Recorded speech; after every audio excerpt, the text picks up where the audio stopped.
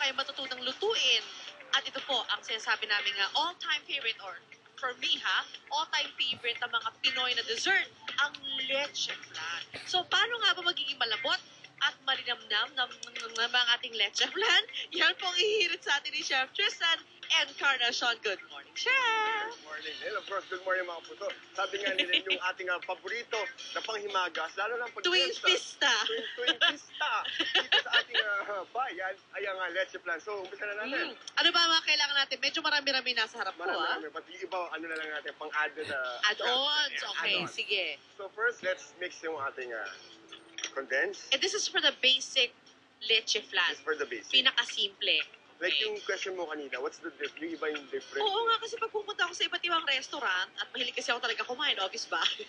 Iba-iba yung lasa ng leche flan. So, saan nagkakaiba? Minsan sa paglagay ng eggs, kasi yung iba, they add the whole eggs. I mean, yung egg whites and egg yolks. Oo, pero dapat, Yung egg yolks egg lang. yolk lang. Ay, nga pala, chef, anong hinalo mo? So this is condensed and evap. Evap. Equal amounts? Tigi isang kasi tigi isang lata. Tigisa lang. Okay, ratio is 1:1. 1:1.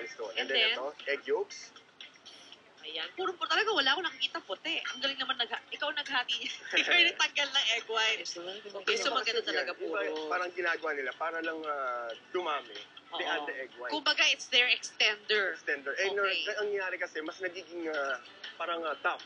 Oo. Yung leche flan. Mas tumitigas. Ay, With the egg okay. whites. Kaya pala. So mix lang natin yan. Okay? Ito And then for perfect. mixing, medyo hinay-hinay. Huwag yung talagang mix ng mix. Kasi yung tendency, mas nagiging fluffy yung... Ay, sa scrambled, di ba Nagiging ginaganon? So, scrambled. hindi So, pwede. Hindi, Dapat, mas nagiging airy na. Parang mas nagkakaroon na ng hangin. so hinay-hinay lang. Hinay-hinay. And Okay. then, of course, gagawa tayo ng ating caramel. All you have to do is just mix sugar with water. Mainit na ba yan? Okay, sugar and water. Anong ratio naman yan? Ito, 3:1 naman. 3 3 is to parts 1. sugar, 1 part water. Okay. So, pag yung naging caramel, ilalagay lang natin yan sa llanera. Ayan na, may caramel ka na dyan. May caramel na. And then, we're just going to...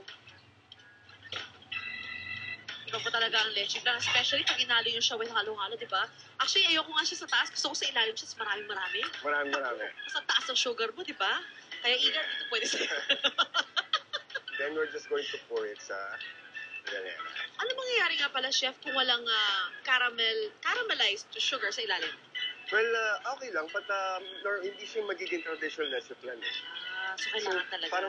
Parang magiging ano lang, like yung creme brulee. You're the Okay. panakota yun. Although I like creme brulee also. So, Wala yata ako hindi ang pagkain. But then again, di ba, okay, fiesta kayo. Fiesta po tayong lahat. Kumain tayo ng leche flan. And then, what do we do after that? Kailangan talaga maganda-maganda. No? and then, of course, we're just going to cover it, and then we're just going to steam it. Traditionally, ini-steam ang leche flan. But yung iba, they bake it, binibake. Oo. But kung i-bake nyo, always remember na put it under sa water bath. Water? Water bath, parang you have a bigger bowl or bigger tray, and then na may tubig, Tubig. tapos ilagay nyo lang na gano'n. Para hindi masunog naman yung itlog. Kasi baka lumabas, pag nilabas yun sa oven, Oo. magiging scrambled eggs niyan. Okay. Hindi na siya magiging leche flan. Okay, pero bilang chef, syempre, what do you recommend? You recommend Steam na lang. Tsaka mas, Okay. mas tipid pa sa kuryente. Oh, that's true, ah. And then, all you have to do is just use gas. That's Yun? true. Okay. So, ito na, yung ating traditional leche flan. Okay. And then, meron tayong ginawang twist. Ano nga ba Ito ang ating yun. twist for today? Of course, yung leche flan is too sweet naman. Okay. Ito Diba? yung traditional nating leche Ito yung flan. This is traditional. it. Okay. This one is the one with cheese. Anong klaseng cheese yan? This is brie, any soft cheese. You can use, like, any, alam mo, okay Hindi dyan basta kesong puti eh. Okay. Di ba kesong puti medyo malat-alat? And then leche flan is sweet. Oo. So, naglalaro yung lasa niya. May panlaban May lang. panlaman. So, you Okay. should try that. Pero to, ba't mukhang puro keso na itong lahat, ah? Hindi ba? Ito naman, yung cheese, stuffed siya with leche flan. You can cut it. Ang ganda. Ayoko sirain. Ang ganda eh. Oh, but anyway, so naglagay ka ng leche flan sa Cut loob. natin para makita niyo. Ayan. So, leche flan loob, yung labas niya cheese. Cheese and with then, topping na chocolate naman. Oh, bakit? Bakit doble ang Kasi laman? Doble tamis? sobrang magiging maalat na pag sobrang daming keso. So, Like this. and then para mas Oo. magusto ma-enjoy naman ng mga bata, na mga chikiting natin, Oo. I added some chocolate. Aba. Hindi lang chikiting, pati mga nanay ng chikiting tulad ko mag-enjoy talaga pag may chocolates. Maraming salamat, Chef. Thank you Panalo ka very talaga. much. Yeah. Yun, again, if you want to check out our yung recipe of the day, so log on to www.unanghirit.tv. Aha, budburan na natin yung mga tsokolate, mga kapuso. Alright, maraming salamat, Chef. Again, Chef Tristan, gumis